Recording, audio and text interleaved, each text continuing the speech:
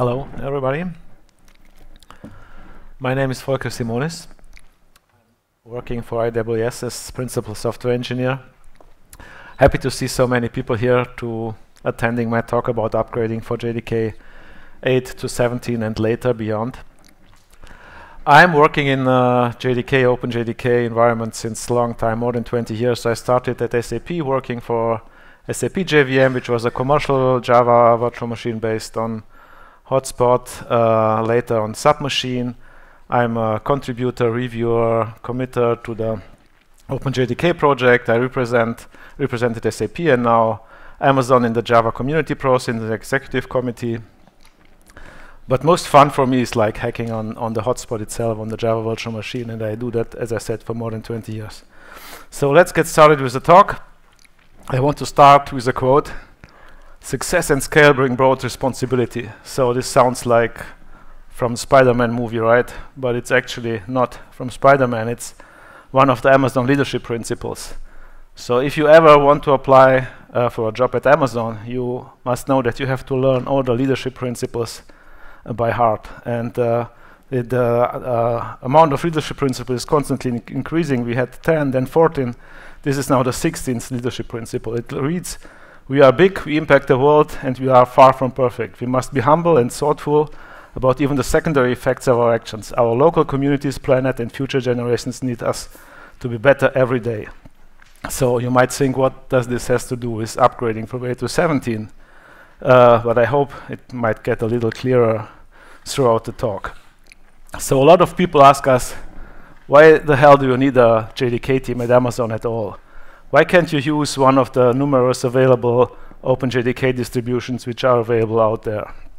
Well, we have a shop site, amazon.com or amazon.de, which you might know. A lot of people buy stuff from us. We have events like Black Friday. We have services like Lambda or S3, which are used by a lot of people. And if something goes wrong at this scale, we really want to be in charge of everything and have the control and the possibility to fix things quickly, instantly, in order to keep operations up and running. But it's not only being able to quickly react on unusual events. It's also that because we run on such a big scale, it makes a lot of sense for us to optimize things for our use cases, because every little percentage of optimizations, be it CPU, resource consumption, we achieve in the JDK, that directly translates into savings of the services and application, and that translates into savings of hardware, electricity, and that's not only cost savings for us, that's also savings in carbon dioxide footprint. It's environmental, useful, and it helps everybody. But it's not only our own services which we care for, we also care for our customers. A lot of our customers run Java code on Lambda, AKS, Fargate, on various services in EC2 instances, and we simply want to make sure that the Java ecosystem remains vibrant and that our customers always have the choice of a free and supported JDK version which runs well on our environment, but also on customers' environment. And that's also the reason why the Amazon Corretto team is one of the biggest external contributors to the OpenJDK project. We work in the head development, we develop new features like Generation Shenandoah, or maybe you have heard of Project Lilliput, which decreases the object header and minimizes the space your objects need in the Java heap. But we are also active in supporting the LTS update releases like 8, 11, 17, 21, which is what most people run in production. We are also members of the OpenJDK vulnerability group. So all the security updates which come out on a quarterly basis are coordinated by this vulnerability group. And by being member of this group, we can make sure that our distribution always is released with the latest security fixes. We also certify our distribution, so we have the Java TCK, Technology Compatibility Kit, for verifying all our distributions. So what is Amazon Corretto? As I said, it's a downstream distribution of the OpenJDK. We have all the security fixes, the quarterly security releases.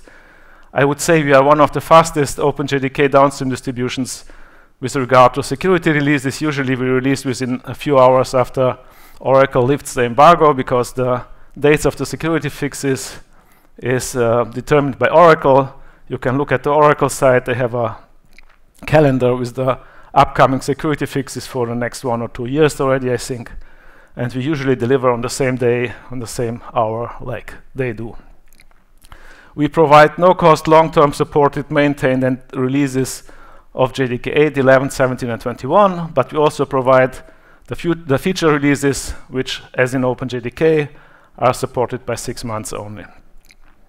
Corretto is already quite established, I would say. We launched it more than 5 years ago already at Devoxx Brussels. At that time, with only 3 artifacts. I think it was JDK 8 running on Amazon Linux mostly. Now we provide more than 120 artifacts. We support Windows, Mac OS, Linux, on x86, on ARM, ARM32. We provide Docker containers. We provide Alpine, Muscle C support. Basically, all the hardware that is available and the operating system, the common ones, are supported by us.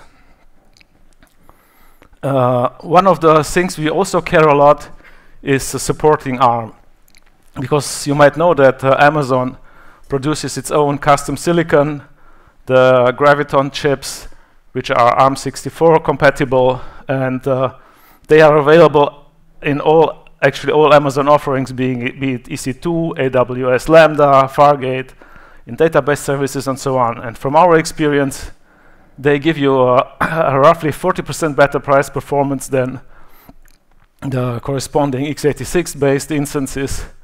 And maybe what's even more important than the better price performance, it's that they use about 60% less energy than the corresponding Intel-based instances. And then again, this translates into cost savings for you, and but also into CO2 savings for you. So you could, for example, considerably reduce your carbon footprint if you move all your workload you're running in AWS from Intel to Graviton instances. And it's actually not only us, Oracle, Microsoft, they all start to provide ARM instances in their data centers. And this is a contribution you can do to save the planet and make Greta happy. So we are quite big. We have a global infrastructure, global regions, a lot of availability zones. And this is just a rough overview. And most of and we are constantly growing. And most of the time, it's not a cost issue or a money issue to grow. Most of the time, it's an issue with finding enough space to put more racks into a data center, or to get enough electricity. Most of the time, we build big data centers, but getting enough electricity to power all these instances is the problem. Or cooling down the servers, getting rid of all the additional heat. So that's why every savings we can get by building, for example, Graviton instances which use less energy, or improving the JDK by making it use less memory or running faster, helps to grow without impacting environment as much as required. Another big advantage we have at our scale is that we can really find issues which others might not see at all, or might maybe see once in a lifetime. So the Java bug system, that's the system where the OpenJDK project keeps all the bugs. It's a wonderful system. I will show you. We will look at it later in this talk. You can find there all issues since JDK 4 or 5, I think. It's full with issues which are not reproducible, which somebody found, which occurred one time and then never again. So we, at our scale, are able to see these issues sometimes in once a week or even daily, and then it's easier for us to reproduce them, pinpoint the root cause, and fix them. And I will show you some examples of issues we've recently fixed, which have been in the JDK since a long time, but haven't been seen before by others. So I won't go into much detail of this slide. It's the AWS shared responsibility model regarding security. So if you're an AWS customer, you maybe know this. This is by basically which responsibility Amazon takes and which is the customer's responsibility for keeping the data in the cloud safe. But we came up with something we call the application performance security model, shared responsibility model. We divided into parts, the runtime community, the Java community, and the application community.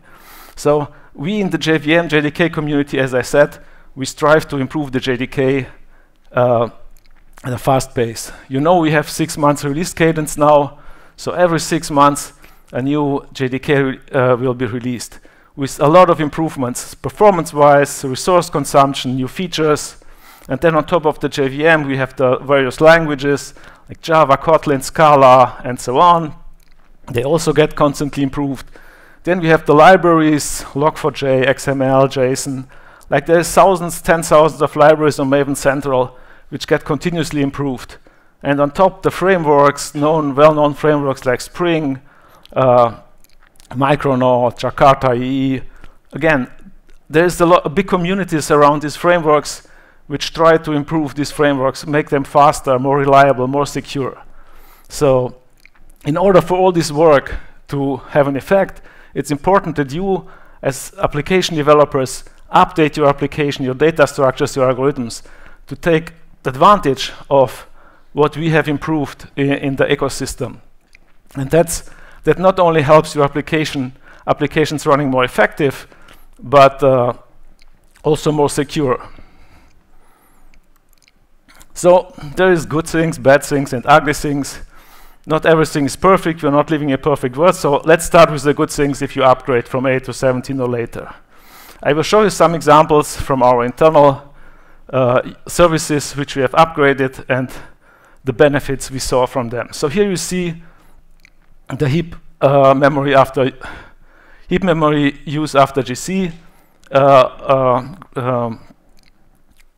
Metric of a monitoring service. So this service runs on most hosts, on almost all hosts in our internal fleet, and that's really a lot. So that's 100,000, if not millions, of servers.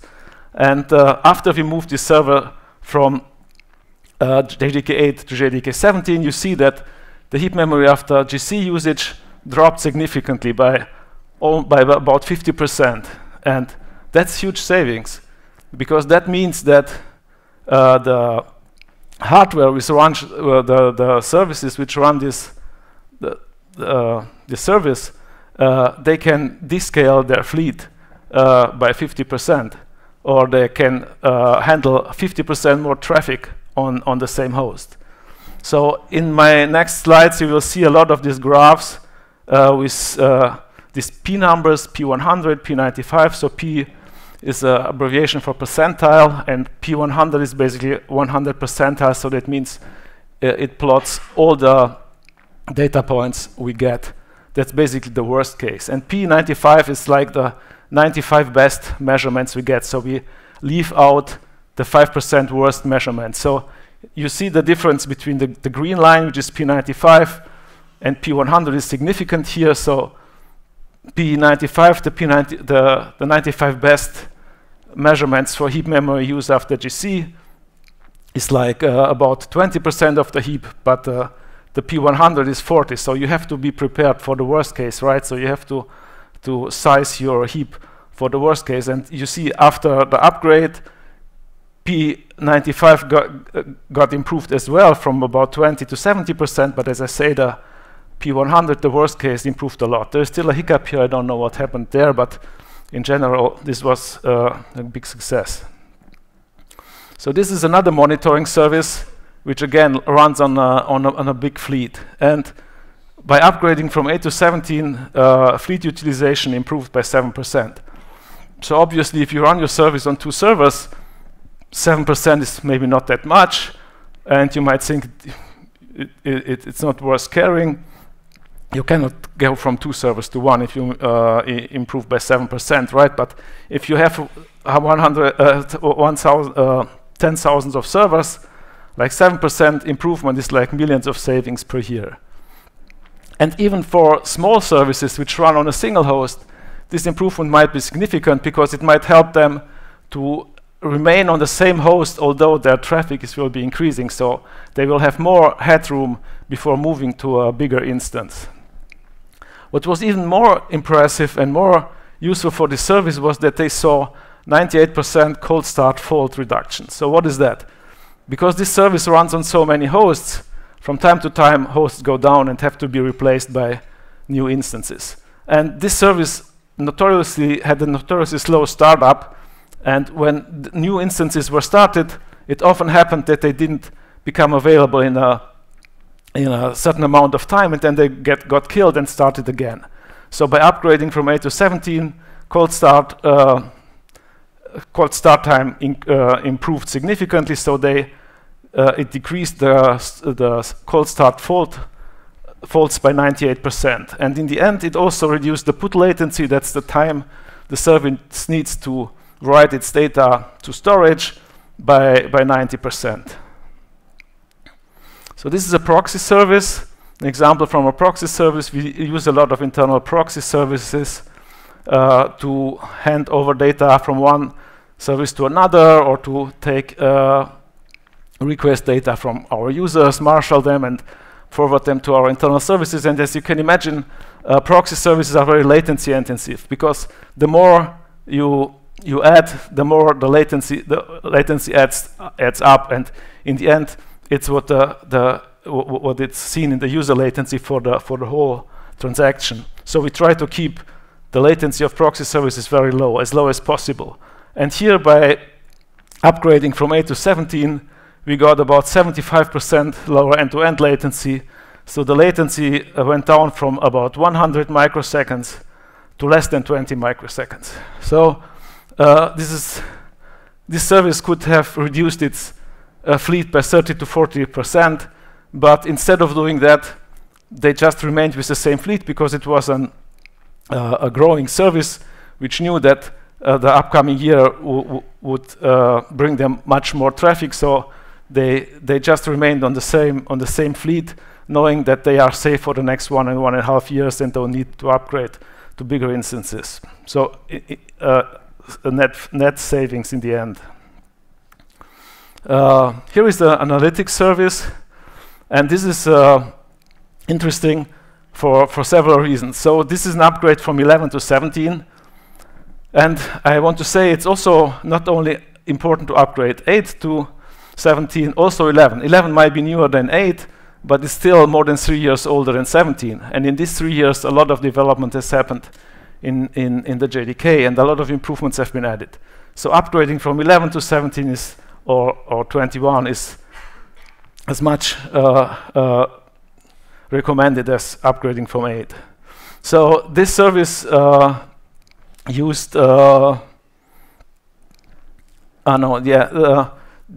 this service was not very happy, or they were a little disappointed after the upgrade, because when they looked at their logs, like the P100 GC time, for example, they didn't see a lot of improvements. But the thing is, the JDK is already quite mature, so you cannot expect that the overall performance of your whole service might dramatically increase just by upgrading.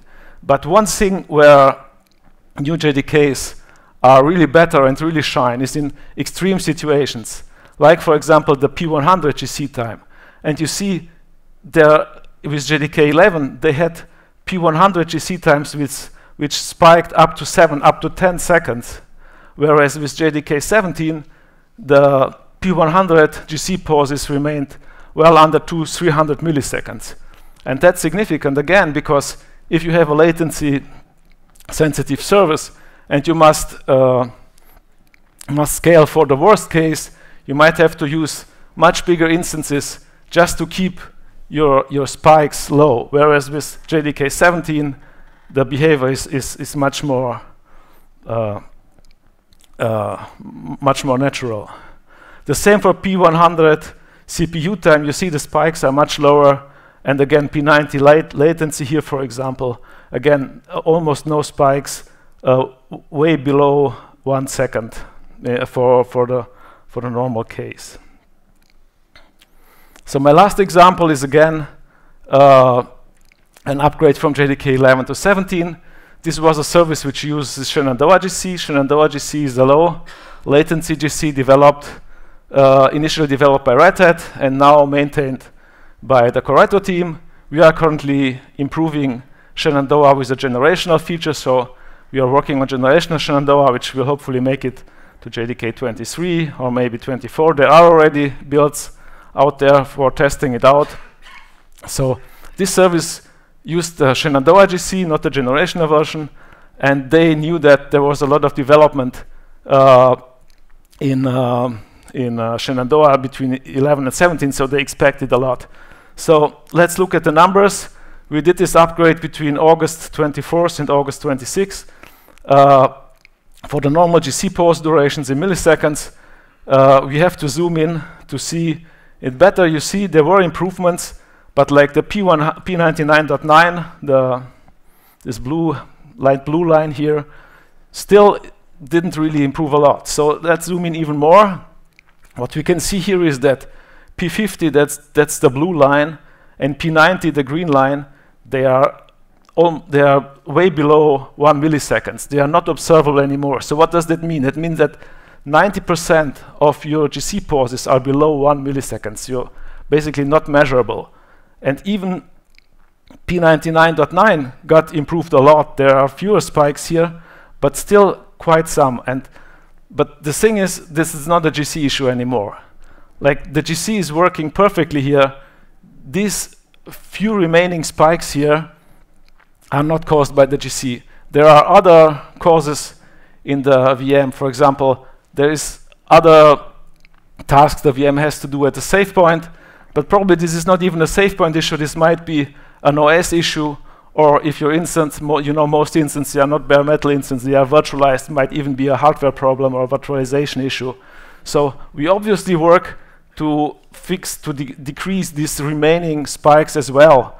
But I would say, like currently with JDK 17, JDK 21, G1, Shenandoah, ZGC, the generational versions of Shenandoah and GCC are really, really good. And they have a really low latency. So probably for most of the services are not affected by latency through GC anymore. So to summarize, I would say friends don't let friends run JDK 8 or 11. You should just, if you know somebody doing it, just recommend him. Go take a beer with him and recommend him to upgrade to 17 or 21. So I told you a lot about the advantages of upgrading. So what are the bad things I mentioned before? So well, there's not really so many bad things, but there is obviously issues. So first, there is a lot of still work to upgrade, right? And one of the things is the strong encapsulation, which was introduced in JDK 17. So this is an example of a JSON library we had. It couldn't serialize, like the older version which was used, wasn't able to serialize some objects. This resulted in an exception, but unfortunately, this service had a catch-all block which swallowed the exception, so there was no impact on the application. And the team running this service only realized it like days or weeks after they did the migration that some of the data they serialized was incomplete. So after they realized it, they looked at their logs, and obviously they found these warnings which are written into the log. So one of the things I recommend when upgrading is look at your logs. People nowadays do a lot of logging, but seldomly they look at the logs. So especially when you do such a big migration from 8 to 17 or 21, please look at the logs before, look at the logs afterward, look for any anomalies or any differences. This is really, really useful. And actually it's not only for the big upgrades from 8 to 17 or to 21. I would recommend this also for the quarterly security updates. Because quarterly security updates, they are called security updates, but as we will see later, they not only contain usually about 10 to 20 security updates, they usually contain about may contain up to 100 backports of bug fixes and sometimes even small improvements. And they might slightly change the behavior. Even if there are optimizations, they might still lead to surprising regressions. So look at your logs. Then obviously do gradual rollout, try to migrate a part of your fleet first and then everything together, the rest as well. So this is another regression we had, and this is a pretty interesting one because it's what I mentioned before. There was some optimizations in JDK 17 for parallel GC. So parallel GC is a stop-the-world garbage collector. It stops all the threads, and at the save point, it collects your heap, but in parallel compared to serial, which does it on a single CPU.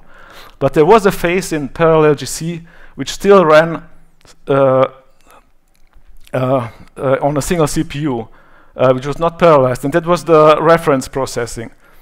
So in JDK 17, reference processing was improved to run in parallel. But for this service here, it triggered CPU spikes, and this is a service which is self-monitoring and so-called self-healing. And when this service encounters increased CPU load on the host on which it is running, it automatically starts to drop new incoming connections to be able to successfully handle the connection it already accepted. And this blue graph is the number of dropped connections we had. And you see after deployment of JDK 17, CPU spiked a little bit, and the dropped connections spiked even more. So what was the issue here? On this service ran 2 JVMs.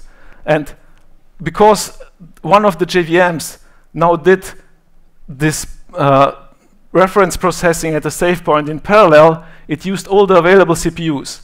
So in general, the time to do the reference processing was dramatically minimized. But in this small amount of time, all the CPUs were running at 100 CPU percentage. So this service started to drop some connections because it thought there is some problems on the host.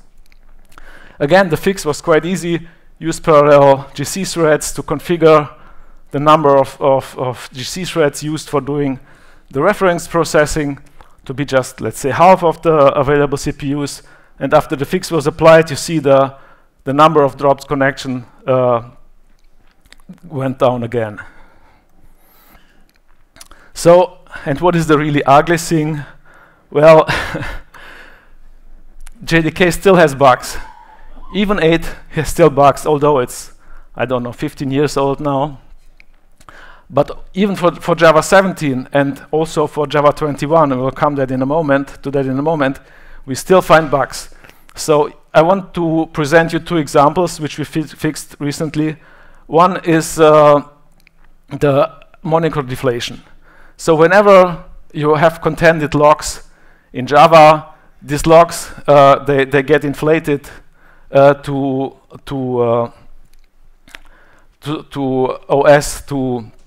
heavyweight OS monitors or logs.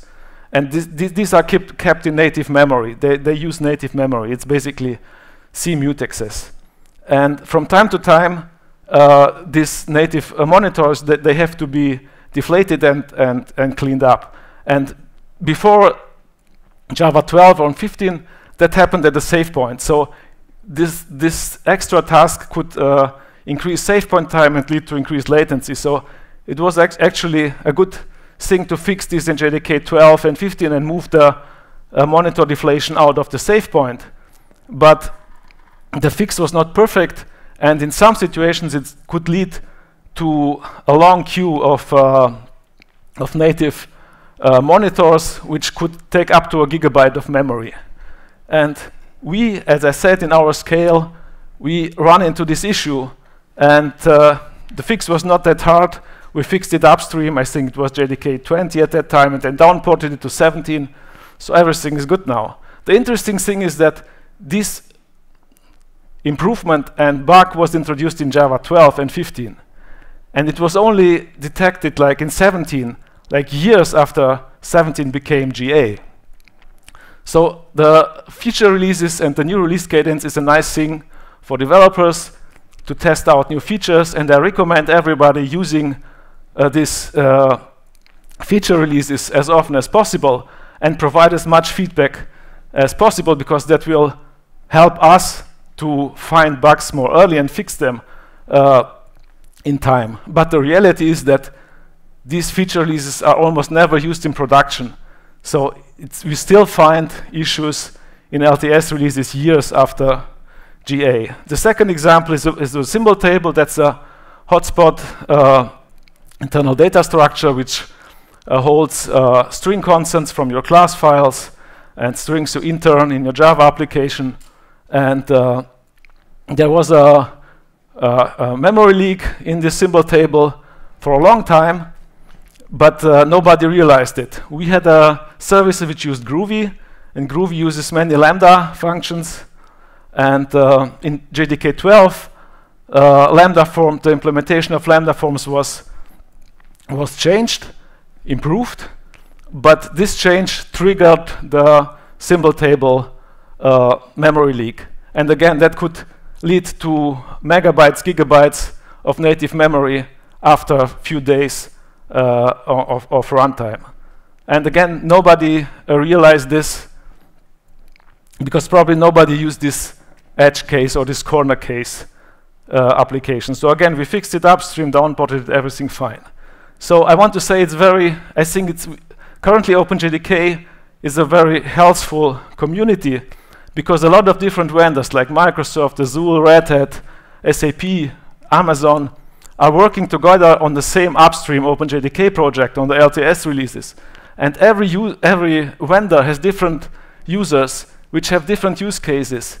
And everybody has different edge cases, and it's useful that everybody contributes their fixes for the issues they found to the upstream project, so everybody can benefit from the fixes and the improved stability, quality, and security.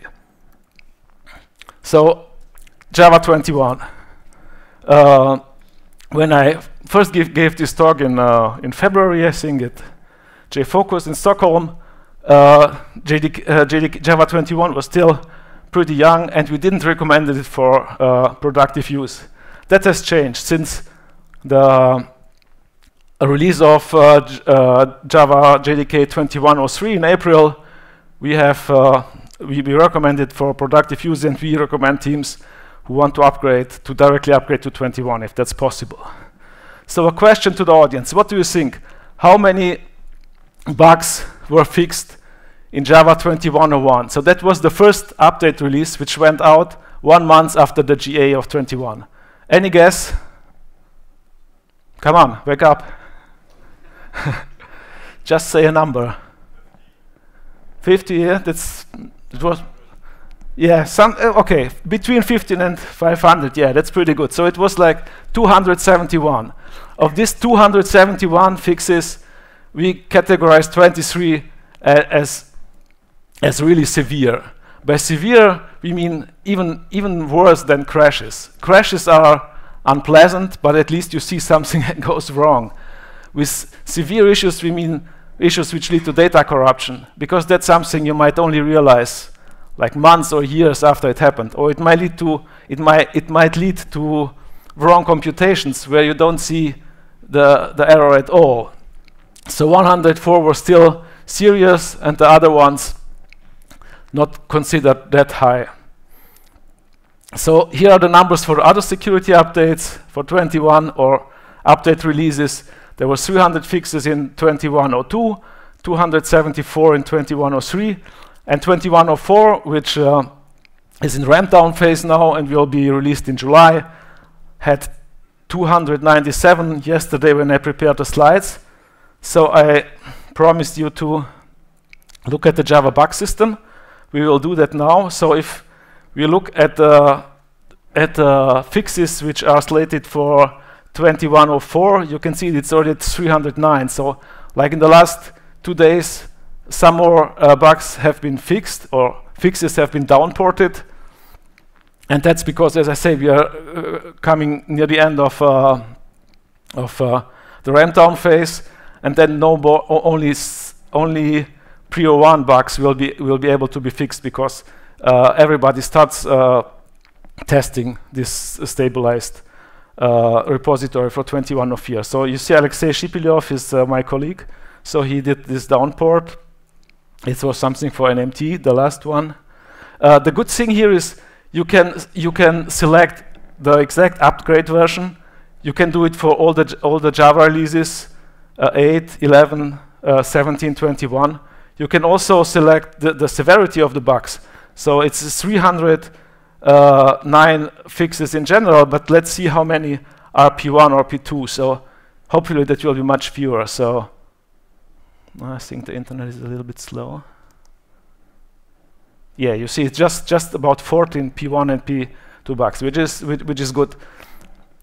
You might wonder why we downport fixes for P4 or P5.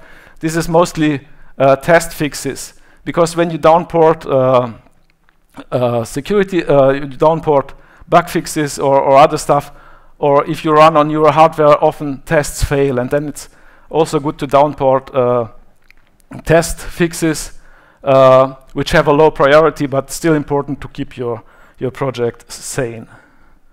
So let's go back to my slides. So as I said, I recommend looking into this regularly. You can easily prepare for upcoming quarterly updates by looking at the JBS database.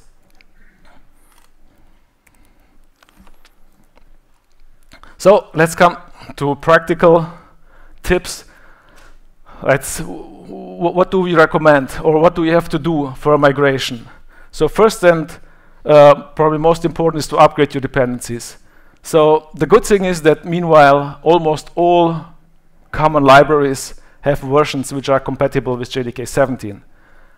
For 21, not everybody is there, but it's going faster and faster, especially because the upgrade from 17 to 21 is much smoother than from 8 to 17. It's mostly, we found that a lot of the test libraries are often the biggest issue. So updated Mockito, Lombok, guys, and all this stuff is crucial. Then, as mentioned before, strong encapsulation. Obviously, the best is to fix your code, to not use these undocumented APIs or fields anymore, to not use reflection in an undocumented way. But you still have a quick resort. You can add exports, add opens to the command line. We see also for our internal services, like command line growing really huge with all these add modules exports. That's a short-term solution, and I recommend upgrading your code and the dependencies which require such add exports and add opens. And once you upgrade the dependencies or your code and don't need these exports anymore, please remove them, because otherwise they become a maintenance nightmare in the next years, because your next colleague won't know why these exports are required and if they can be removed or not. So I already mentioned it, the GC, a lot of work and investments went into GC, and GC improved really a lot. So the GC behavior in 17 and 21 is better, but it might be a little different, so you might need to prepare for it. CMS is gone. Some people are afraid. They have a fine-tuned CMS application, and they are afraid to move because there is no CMS. From our experience, I know no single customer who was not happy with the new garbage collectors.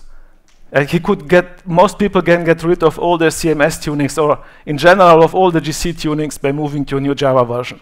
In general, it's recommended to remove all your your GC tunings you have for 8, because also the G1 or parallel GC, they changed and improved, so probably you won't need the tuning anymore, and you can get rid of a lot of your command line complexity. So again, the bigger your organization is, the harder it is to upgrade. Obviously, we internally have a lot of open source dependencies, internal dependencies. Many big organizations like us have custom build system, deploy, test pipelines, a lot of custom code, which all has to be upgraded in order for your services to upgrade. For example, we internally have issues upgrading the bytecode. A lot of services upgrade to run on the newer JDK, but they still compile to bytecode for JDK 8 because they have some downstream users which might run on an embedding device, on a Fire Stick or somewhere, and still require the Java 8 bytecode because they use tools which only understand Java 8 bytecode. So you get into these dependency cycles, and in order to break them, you need synchronize all these services for them to upgrade at the same time. In general, use less dependencies, remove dependencies which are not used anymore, try to upgrade to more modern dependencies which don't use JDK internals, avoid mocks, aspect-oriented programming. I know this might be controversial, but from our experience, that is one of the biggest hurdles when doing upgrades, to upgrade all these tools and this tooling here. Do testing, unit tests. Some think unit tests are enough. We don't think so. Do integration tests, test for critical edge cases, do load tests. As I showed you in all these examples, often you only see regressions or improvements in extreme situations, like when you have very high load or very many requests.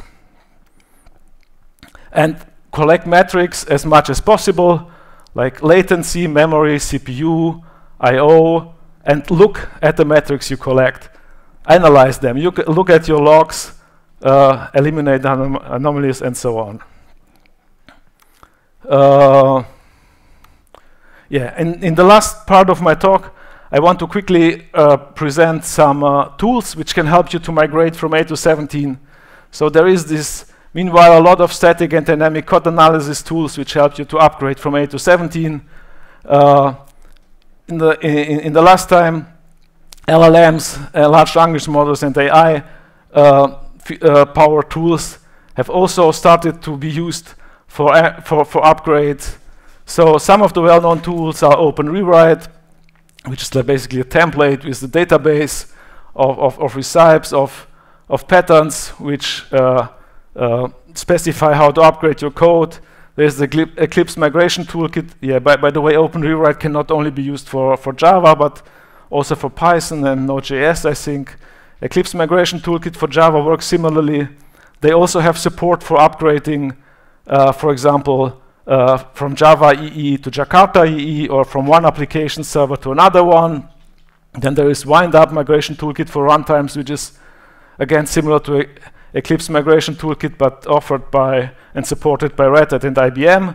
And finally, Amazon Q Code Transformation, which is AI-powered a version of such a tool based on Open Rewrite, which we announced at reInvent last year as a preview version, and like a few weeks ago it went GA, so that you can use it productively now.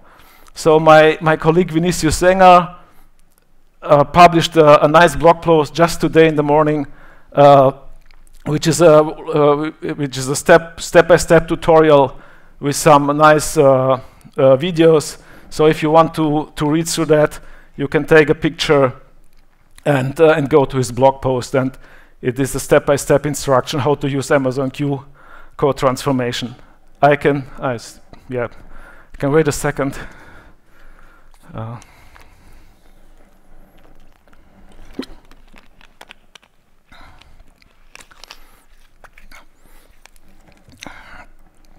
Okay, so just some words on how Amazon Q code transformation works. Other tools work similar. I just don't have a lot of experience with them. So basically, they first do a local build on your local machine.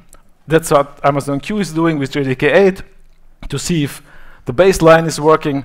Then it transfers your source code and your POM files into the AWS cloud. Then it analyzes your code, applies several rules, updates your code, tries to compile.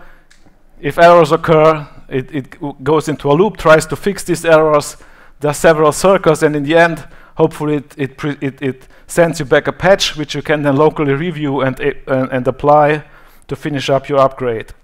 So in more detail, it queries a database with patterns and does some updates to your code before it even starts to build and test. And then it builds and runs your tests. And depending on the output, it again looks into the database to improve the code gradually.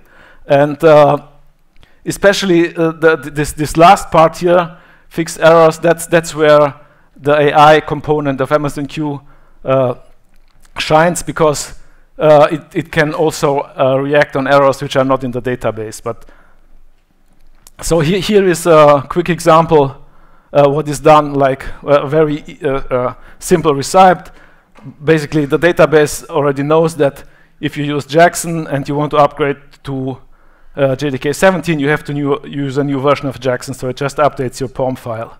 Then it builds, and it sees that package is not available. It updated your source code because it knew some JUnit classes are in a new package, so it added a package statement, but then it found that it couldn't find that package, so it adds a new dependency to the POM file. That's another common error. And as I said, this is especially improved by AI and language models. Here is a more complex example. Like we had a function utils in code, which would throw an exception with the previous version of the library, and the new version doesn't throw this exception anymore. So this leads to a compilation error, and then Amazon Q just removes this try-catch block and tries again, and hopefully it will work. So if this does not work, so maybe the exception throwing was not completely removed, but it was another exception, then you will get a new compile error, and then a new try-catch block will be added with the new exception, for example. So that's all. I think I ran out of time. If there are no questions, are any questions here from the audience?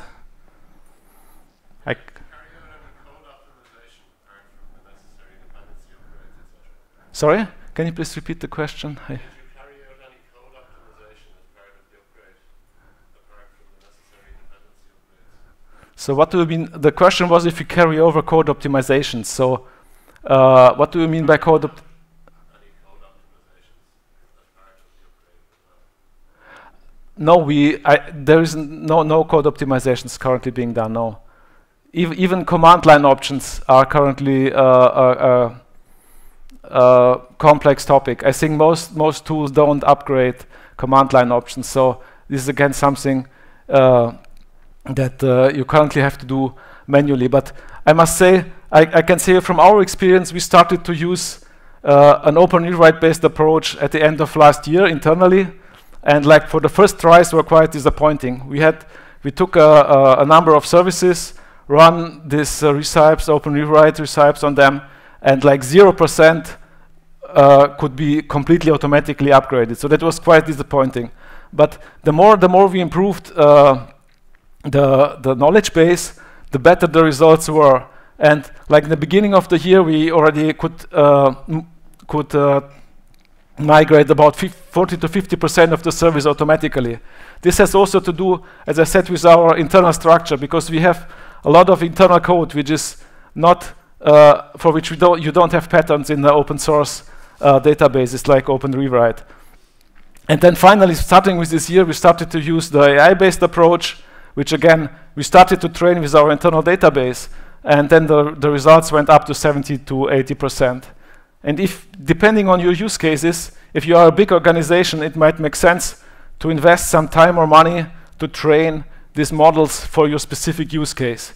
The smaller you are, the better you probably can go with the predefined open source solutions which are available for free. Finish or okay? I'm still here a few hours, so if you have additional questions, please come and ask me. Auch in Deutsch.